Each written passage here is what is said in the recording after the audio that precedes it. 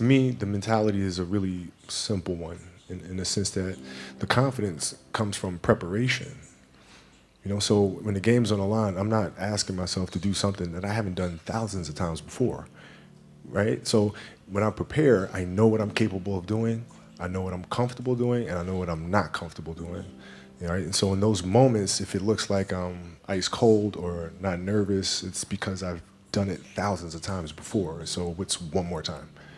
Right? So that leads me to talk about a lot of this Kobe tour this year in Asia is we reiterate the Mamba mentality.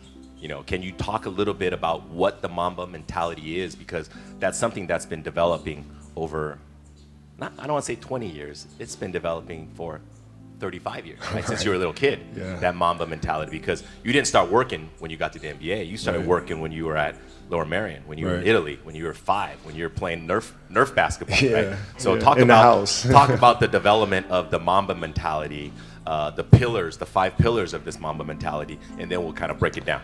Well, I mean, overall, the idea is a very simple one, and the Mamba mentality simply means trying to be the best version of yourself. That's what the mentality means. It means every day, you're trying to become better.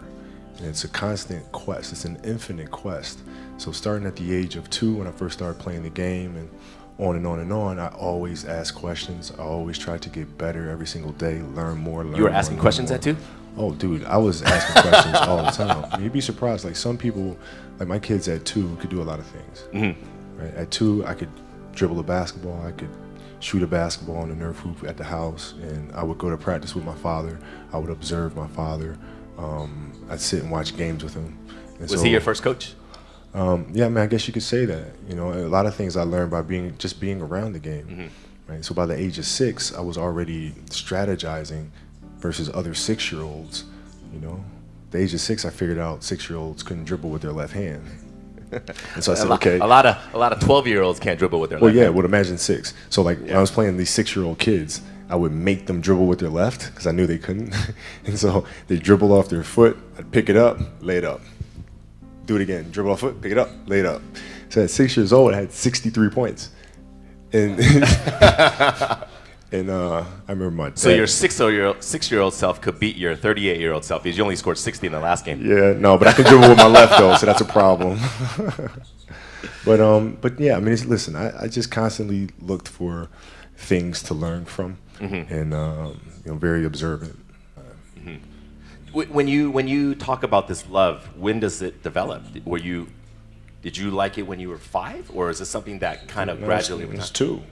I was born, and I was born to play basketball. You know what I mean? And I played a lot of different sports, but nothing brought me the sense of peace and of escape, that the game of basketball did. Is it an escape when you get on the court? Is that your zen time, your solitude time? Yeah. Even though it's a teamwork game? Yeah, when I need that escape, it's there for me, right? When I need a friend, it's there for me. When I need to vent, and don't dunk and the Mamba comes it's out. It's there, So the game is absolutely everything for me. Mm-hmm. When we talk about trying to get kids to be passionate, I don't think your situation is the norm.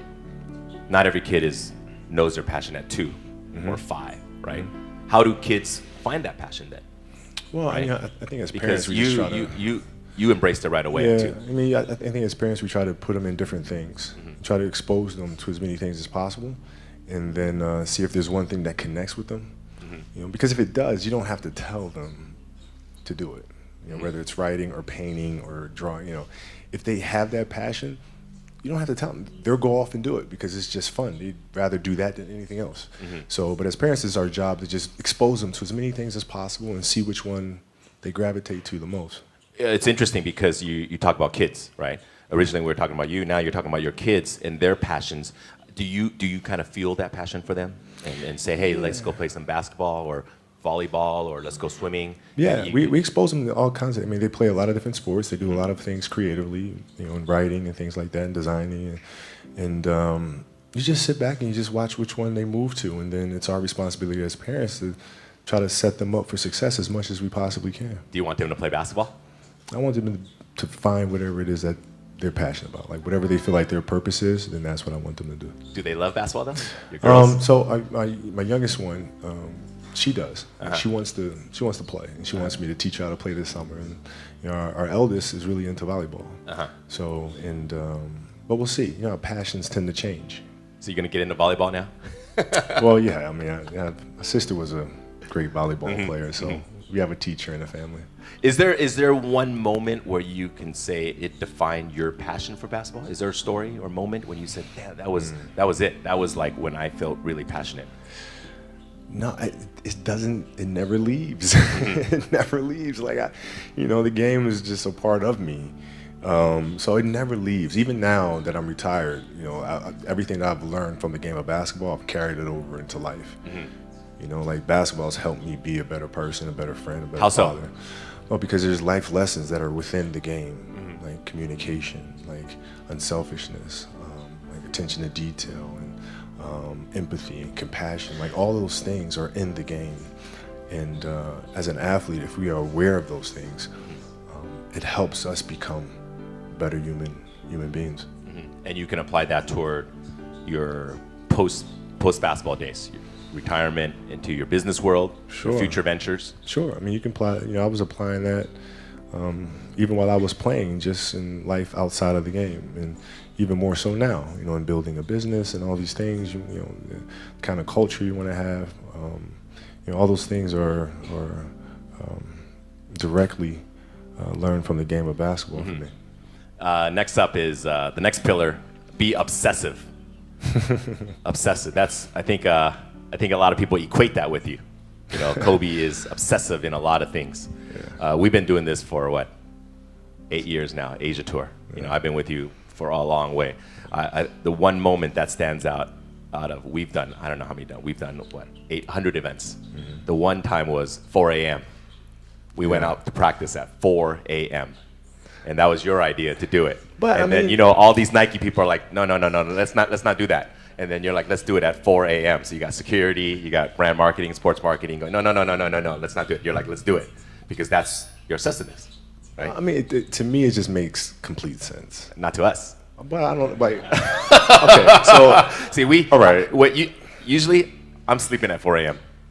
You're working out. So Well, talk about that.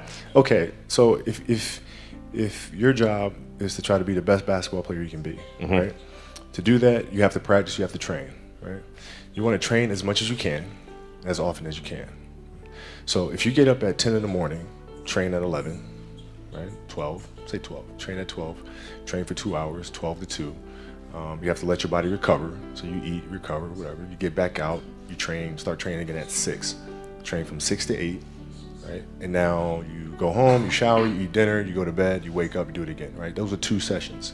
Right? Now imagine you wake up at 3, you train at 4. You go 4 to 6, come home, breakfast, relax, blah, blah, blah. Now you're back at it again, 9 to 11, right? You relax, and now all of a sudden you're back at it again, 2 to 4, and now you're back at it again, 7 to 9. Look how much more training I have done by simply starting at 4, right? And so now you do that, and as the years go on, the separation that you have with your competitors and your peers just grows larger and larger and larger and larger and larger. And by year 5 or 6, doesn't matter what kind of work they do in the summer, they're never going to catch up because they're 5 years behind. Right? So it makes sense to get up and start your day early because you can get more work in. Is that genetic? Or is that something you ingrained and trained yourself? No, it was Who just, taught you that? For me, it was just common sense. Like I can if I start earlier, I can train more hours, and I know the other guys aren't doing it because I know what their training schedule is, right? So I know if I do this consistently over time, the gap's just going to widen and widen and widen and widen and widen, and they won't be able to get that back. So to me, it was just common sense. I'm like thinking, how can I get an advantage? Oh, start earlier. Yeah, let's do that. When did you start doing that? Man, like high school. My first class in high school was 7:45. I used to get to the gym around 5 a.m. and I'd play before school. And then school would start. Who's playing with you at 5 a.m.? My coach. So my coach would show up and we'd do all these basketball drills. Right? So just you and your coach? Just me and my coach. And sometimes it would just be me and the janitor, and who's still there today. And then I play at lunchtime. That guy should get a medal. I hooked him up with a few things. But I play during lunch and then practice after, and then go home, do my schoolwork, and then watch a bunch of game film and games on TV and study film. Was that the only thing you've been obsessed about, basketball? Well, until recently, yeah. Basketball had dominated, my entire life for more than 30 years. When I brought it up, like, where do you? Is it genetic, or you just learned it? I mean, how did that idea even come up? Because that's obviously a pillar of Mamba mentality, the obsessiveness. This is just like you said. I'm gonna get up at 4. Everybody's get up at 6. If everybody's gonna get up at 4, I'm gonna get up at 2. Right. Right. How do you develop that, or where do you learn that from? Well, I think it's just it's just a matter of what's important to you, and what's important to you for whatever reason. I felt like I didn't feel good about myself if I wasn't doing everything I could to be the best version of myself. If I felt like I left anything on the table, it would eat away at me. I wouldn't be able to look myself in the mirror. Right? So the reason why I can retire now and be completely comfortable about it, because I know that I've done everything I could to be the best basketball player I could be. And so that's where it comes from for me. You can't leave any stone unturned. But the important thing to understand is you can't shortchange yourself. Like you're not cheating anybody but yourself. Right? I mean, you're tired. You're literally this far away from the line. Why would you not go that extra to touch the line? Right? So if I let him get away with that, right, all of a sudden he starts maybe to cheat something over here, right? Not give his best over here, not give his best over here. And as years go on, he's going to be he's not going to reach his full potential because he's been taking these little shortcuts that just add up. And you can't let that happen. Our job as teachers, as mentors, as inspirers, it's our responsibility to hold them accountable to those things. The funny part is we were just talking about this kid. We were in the back, and Kobe's like, I bet you that kid will never, ever miss the line again. Yeah. It's not going to happen. It's not going to happen. Because of that one moment. Yeah. So that's you being obsessive, but teaching obsessiveness, because that's what you got to be, right? You have to be obsessive to get to that level in everything you do. Details, don't waste time, do it right, perfection. Yeah, I mean, it's really simple. It's like whatever you're doing at that moment is what you're doing at that moment. It's like that's where the obsessiveness is having attention to detail for the action that you are performing at the time you're performing it. And if you can have that kind of focus, you can't help but to have a certain level of obsession or attention to detail. Moving on to the third pillar is to be relentless. That we know you for. We see you on TV being relentless. First quarter, second quarter, third quarter, fourth quarter, attack, never letting your teammates slack off. Attack. How do you get that? Talk about what is the meaning of relentlessness to you? Well, it's to never to be unyielding. Never give an inch to anybody. Never, like you're always going after it. Always going after it. And if there's a challenge that ensues, oh, good, I want to see how I stack up to that. So you go after it. And it's just, it's fun. It's like you get a chance to compete against opponents, and you get a chance to see where you stack up against them. It's like, I want to see. Maybe I'm not good enough today. If that's fine. I'll be good enough the next time I see you, though. And you get a chance to always measure yourself. And it's just fun to do that. So I guess that's where relentlessness comes from. Is it something that's also learned or ingrained, or is it something you kind of learn over time? Because these things that we talk about in the Mamba mentality, for you, it's second nature.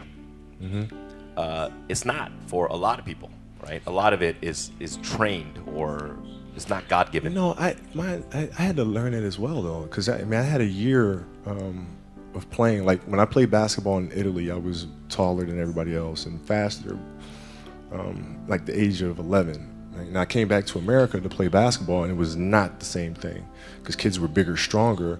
And so I went through a summer of playing basketball in America where I didn't score 1 point. It was one league, I didn't score 1 point, and it was devastating. But I had to, I'm not giving up. It's not going to happen. So you bounce back and you keep playing, you keep practicing. But I mean, it wasn't handed to me. You didn't score 1 point. Not one. I mean, not even a free throw. And you were 0. You were how old? 11. 11. Were you playing against 25-year-olds? No, I was playing against 11-year-olds. No, I was playing against 11-year-olds. That's hard to believe. Wow. I know, but I was playing against 11-year-olds and I didn't score 1 point. And then was that did it hurt you? Were you? Well, yeah, it was very embarrassing because my father was a Philadelphia basketball legend. My uncle was a Philadelphia basketball legend, and now here I am, this kid with like these really big knee pads, and I'm walking around and I can't score anything. So it was like really embarrassing. That drove you? Of course it did. Of course it did. And I vowed to be much, much better. So you live for those moments where you're embarrassed, when you're down, people kick you, don't let you score. Those are the moments that drive you. Well, I mean, those are the moments that occur, right? So whatever moments occur, good, bad, or indifferent, I can use those moments to propel me forward, use those as fuel to help me be a better player. Is there a moment in your NBA career where you felt like you didn't hit that mark and that was a huge transition for you? Yeah, I always felt like I missed marks in the league. What were some of the down moments for you in basketball? Well, losing to the Celtics in the finals in 2008, I mean, that was tough. Oh, that hurt me too. Yeah, I mean, it was brutal. And I remember at night in the hotel room after we lost, just thinking to myself, I may never win another championship. Like, I might have just, like, this is it. It's too hard to get back here. Maybe it's not in the cards to win another one. And so I go through that night of being mad. And then the next morning I wake up and I start thinking, nah, I gotta fix this. So where did it go wrong? Why did we lose? Right? We weren't tough enough. Okay, we weren't tough enough. Whose responsibility is that to make the team tough? It's mine. All right, so now I have to start figuring out how I'm gonna lead this team differently so to make sure that when we get to the finals the next time, we're tough and ready for this challenge. And that's how you bounce back from those moments. That was 2008. 2008. Right? 2008 against the Celtics, and I mean, all of Laker Nation was hurt especially because it was against the Celtics. Right? It was painful. Celtics. You can't lose. Celtics, come on. God. Celtics? Well, yeah. Because also that was their like 17th, right? Yeah. For their organization, and the Lakers. We don't talk about that. Yeah. And then you bounce back the next year against Orlando. Orlando, right? beat Orlando, then got our revenge against the Celtics in 2010. Did beating the Celtics feel better than beating Orlando? Oh yeah. Oh yeah. Yes, yeah, oh yeah. I mean, I grew up such a Lakers fan, and so like the Lakers and Celtics rivalry, you just hate them. Everything, yeah. Oh, like you hate them. We can't. There's just no way I can be on a Lakers team that loses to the Celtics twice. No.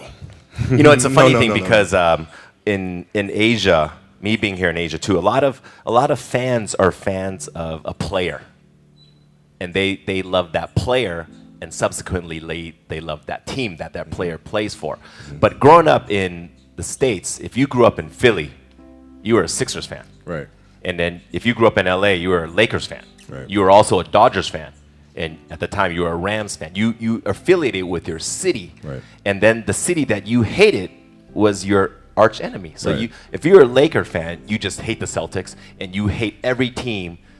Yeah. Every team that loses them, you root for every team against the Celtics. No question. Yeah.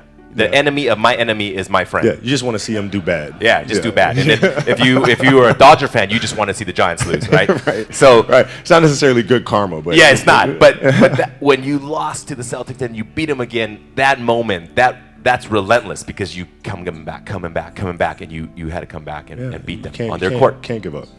And then was that a big moment for you beating the Celtics? It was huge, because I've seen us as a team grow so much from 2008.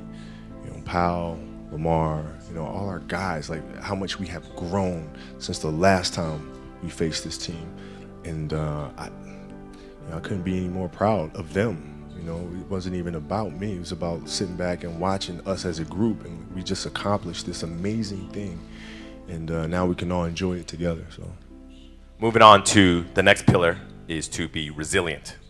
I remember this time last year you came and we did a premiere for a movie you did, Muse, and a big part of that movie was talking about your injury and coming back to be resilient. Take us back to that day against Phoenix, right? When you injured your Achilles. It's Golden State. Oh, It was hard, man. Because the Achilles injury is the worst injury for an athlete. It's like the worst. It's like the kiss of death. And when I ruptured my Achilles, I knew what happened. I knew the severity of the injury, and I didn't know if I was going to come back from it. Yeah, in the locker room, you were crying. Yeah, I mean, I didn't, like, this is it. Like, my career could be over right now. So How do you get back from that? Because, you know, when you talk about injuries, you know, people sprain their ankles, dislocate your fingers, but Achilles, yeah. People don't come back from that. Well, athletes don't come back from that to the level they were before. Yeah. How do you get that resilience? How do you fight that? Well, what I did is, I went home and I was just really angry. And Angry? I was angry. I was mad. I was angry. I worked so hard for us to get to the playoffs and to have a chance to win another championship, and then this happened. So I had a lot of anger. And then from the anger, then I was sad. And then you start feeling bad for yourself. And then you say, all right, okay, I'm done being a baby. Okay, what am I going to do now? Because I can't sit here and give up. That's not an option. So now what? How long was the cycle from this anger? This is one night. One night. This is one night. It's one night. It was because like, you started writing in the middle of the night, right? You wrote that. You wrote that. And then it was okay. What are we going to do? So it was one night. But then then you start. It's a process. You look at process. Mm-hmm. What am I going to do? What can I control? Surgery. We'll do the surgery. Come out of the surgery, recover. From there, physical therapy.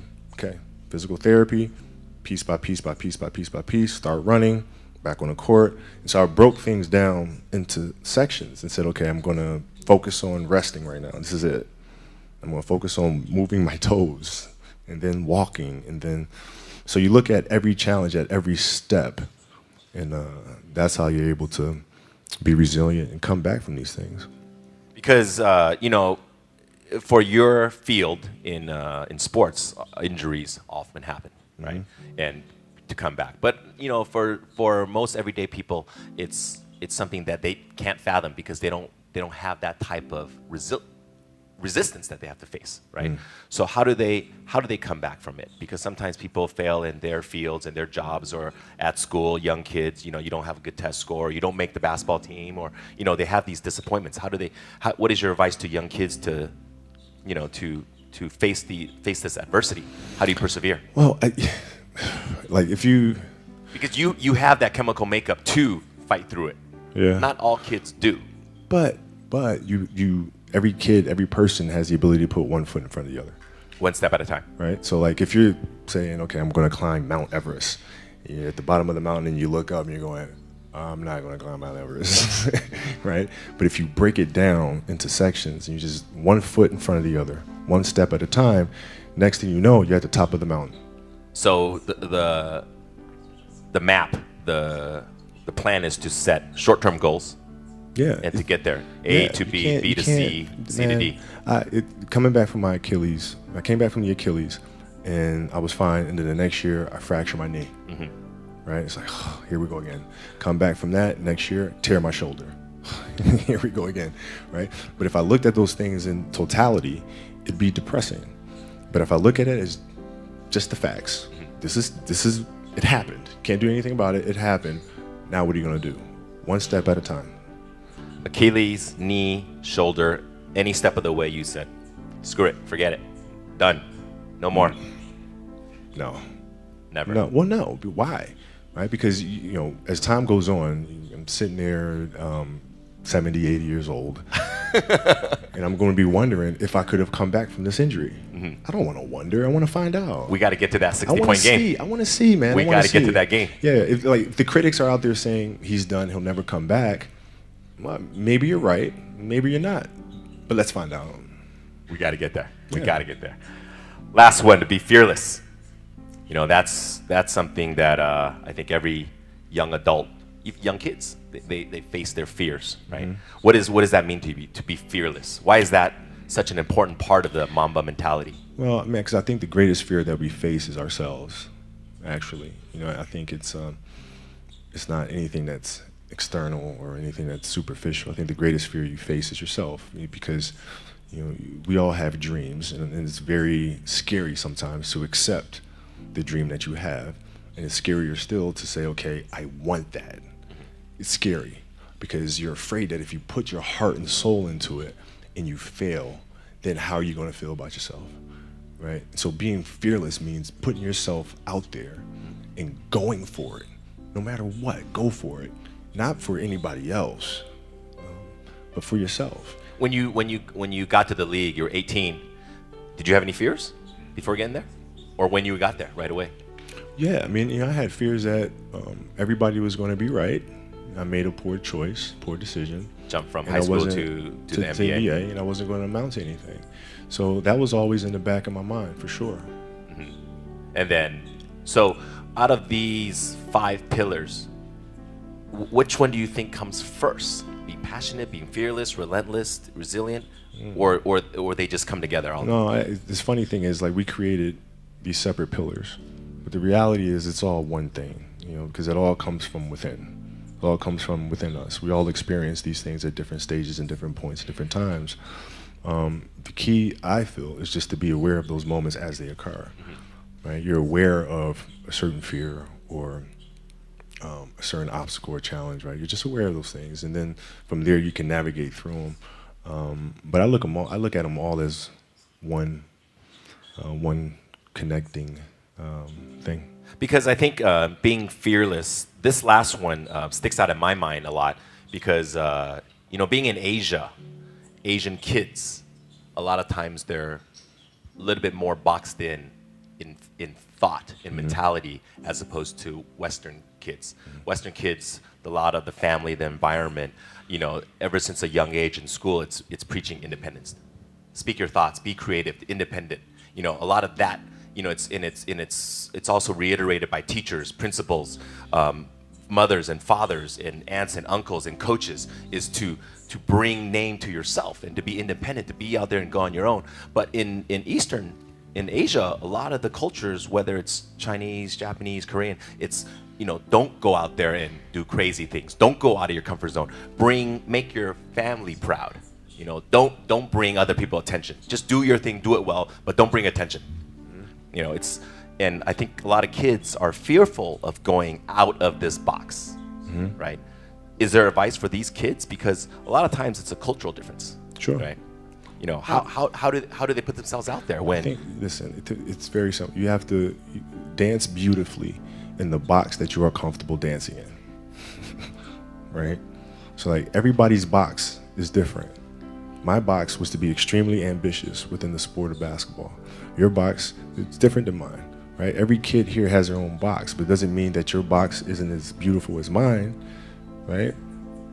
Everybody has their own. It's your job to try to perfect it and make it as beautiful of a canvas as you can make it. And if you have done that, then you have lived a successful life. You have lived with Mamba mentality. Right? So it doesn't mean you have to go out here and do all of these crazy things. I'll have to be like this person or that person. No, what are you comfortable being? What is it that you want to do with your life? And once you have that, then you try to live it to the best of your ability. So, growing up in Italy and then moving on to Philadelphia and then to LA, obviously you talk about this box, right? So is that box constantly changing? Are you trying to get out of your comfort zone even when you were, first year in the NBA and then 10th year in the NBA and then even this year? Does that box, this metaphorical box you talk about, does that change? No, I never looked at it as like I'm just going to, try something completely crazy or like just go out of my box sort of thing. I just looked at it as I want to be one of the best basketball players who have ever played. That's the end goal. Okay, how do I get there? How do I get there? And every decision I made in my life was centered around the process of helping me eventually get there. You know what I'm saying? So I had that purpose. And once I had that purpose, every decision that I made was centered around that purpose. You think you got there? Looking back upon it now, 2 decades in the NBA, high school, Italy to high school, in Philadelphia to the NBA. You spent your whole career with one organization. To me, is your biggest accomplishment, to be with one team. Thank you. You look back upon it now. when you had your goals as a kid. You're 5 years old, you wanted to be in the NBA. And then when you're at Lower Merion in Philadelphia, and those dreams started to become, hey, I'm going to get there, right? And then you're in the NBA, you set goals for yourself. You talk about all the time. When you're young in the NBA, you set personal achievement goals. I'm going to win a game, I'm going to win a championship, I'm going to win the MVP, I'm going to win this, I'm going to win that. And then later on, you changed because you said, I'm just going to get better. And if I'm going to get a better left hand, I'm going to have a better three-pointer, I'm going to have a better free throw. Those other personal achievements come naturally. Now you're done. Played your final game, 60 points. You dropped it on Utah. Mamba out, right? Yeah. You look back upon it now. Where do you see yourself? Did you do everything you wanted to do? Did you become the best basketball player you can ever become? Well, Did you become the best?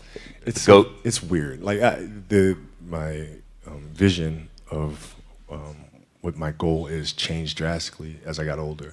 It's like as a kid, I said I want to be the best ever, right? And now you go through your life and everything you do is try to be the best ever, be the best ever, be the best ever. And as you get older, you start understanding that those things are very superficial things, right? And everybody has a different opinion about it. No matter what you do, I can win 20 championships. There's always an opinion on who's the best. Everybody has different opinions. And so I started really kind of understanding maybe that's not the important thing. Maybe the important thing is to, how do we as a team grow? How do I help my teammates be better? So that was the first change for me. And then as I got older still, it became more about how are you inspiring others, right, to find themselves. That is the ultimate championship. So won 5 championships, that's great. Another team won a championship this year. Team's gonna win a championship next year. Those things come and they go. But what stays is how do you use your passion and use that to inspire somebody else to create their passion, and then how can they pass that on to the next person? That is true success. So my goals have changed drastically from the time I was 6 years old to the time I was 17 to the time I was 25, and now sitting here at 37. So now you left the game of basketball. We're here in Shanghai. We're going to end our talk today because we've gone a little bit past our limit, but I think everybody is very happy to be here, and I think they learned a lot about the Mamba mentality, right? What's next, for you? Well, I mean, it's always teaching the game, right? Teaching the game through various ways. We do camps and clinics, we do those things, but also through storytelling, right? How can you share stories with the rest of the world that challenges them to look internally and to learn things like process and learn how to navigate the sense of self and all these things? How can you infuse that into entertainment in a way that pushes our culture and our society forward? Those are the questions that I'm really, really intrigued by, and that's what we'll focus on. Ladies and gentlemen, one of the greatest of all time, Kobe Bryant. Thank you. Thanks so much.